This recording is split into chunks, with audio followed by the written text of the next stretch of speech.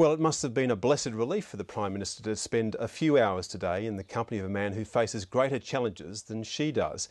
The President of the European Union, José Barroso, is visiting Australia, and he leaves behind a Europe with financial woes so great they threaten to tear the Union's single currency apart.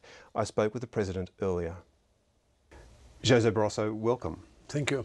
Can the euro survive Europe's sovereign debt crisis? Yes, I'm absolutely sure we will survive. There is full commitment of all the euro area countries to the financial stability in the Eurozone, and in fact the euro remains a very stable and strong currency.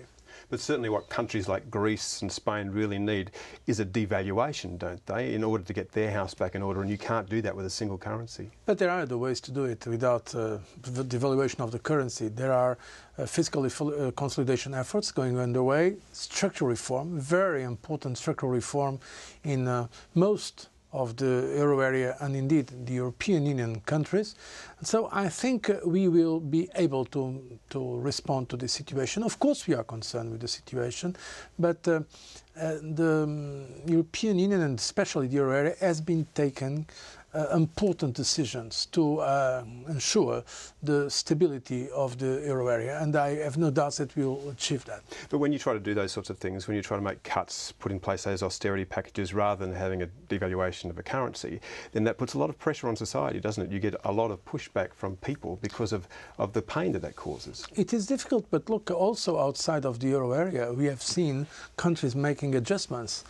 And they are necessary because there was a financial crisis that, by the way, has not originated in Europe, but has affected Europe as well. And in fact, there are structural problems of competitiveness that we have to address. And I think Europe will get out of this crisis stronger because now in Europe, everybody from the left to the right agrees that we need structural reform to become more competitive. So I really believe that we are going to achieve a greater degree of integration in the euro area, so to have a more coordinated response, because we have a common currency for 17 out of the 27 members of the European Union, but the mechanisms of integration were not yet there. But we are now making progress, establishing a more integrated euro area, and at the same time, nowadays there is a consensus in Europe about the need to make fiscal consolidation and structural reforms that are indispensable for our competitiveness. So, in order to run a common currency, you need a common fiscal policy? Or at least a more integrated fiscal policy, a more integrated economic policy, yes. So a United States of Europe? I like very much the concept, but it will not be United States of Europe like United States of America, but certainly a more integrated European Union, or at least a more integrated euro area. And that is precise debate that is taking place now in Europe. Do you think that German taxpayers are going to continue to be happy to bail out the Greeks? The German taxpayers and the German public in general is very much pro-European. And if they believe there is a real risk with the euro or the European Union, I'm sure they will support more integration in the European Union. But the German Constitutional Court, in fact, is looking this week at whether or not it is constitutional to continue these bailouts. That's a point of course, we have to respect the Constitutional Court in our member states. They are independent. But I don't expect any legal obstacle to what is something that is needed to do in terms of integration. And by the way, the public opinion in Germany remains very much pro-European. Now, we're moving towards a carbon market. We're getting there first by having a carbon tax and then going towards a carbon market. You, of course, have the most well-established one. How do you stop the volatility in that market, which we see? And again, we've seen the price of carbon permits in Europe fall recently. We believe the carbon market is not perfect, but it is the best, most efficient way to deal with the issue of climate change. That we believe it's a real challenge, a real threat to the planet, to our planet, to all of us. So we need to work on this.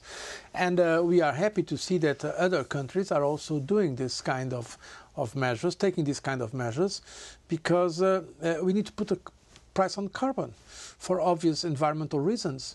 But also, economically it makes sense. And we have seen in Europe, of course now because of the financial crisis, that's another problem, we could not reap all the benefits of these measures. But our experience with the carbon market and the carbon regulation has been of limiting the emissions of carbon, so by 8% so far, and also promoting new markets, promoting cleaner energies. There is a huge market, a huge business opportunity for green growth. And we could give you many examples of industries that at the beginning they were very skeptical, and now they are in fact benefiting a lot from these regulations that impose some conditions on carbon. In order for our market to work properly and for it to be as cheap as possible, we have to link with other markets like yours, but it would be best if there was a global market. But then again, how do you create what will essentially be a global currency? It's not easy to have a global, but someone has to start. The European Union has started, others are joining. Australia is a case in point, but others in the parts of the world, even some states in the United States of America, are already doing it. And so we believe that's the way forward.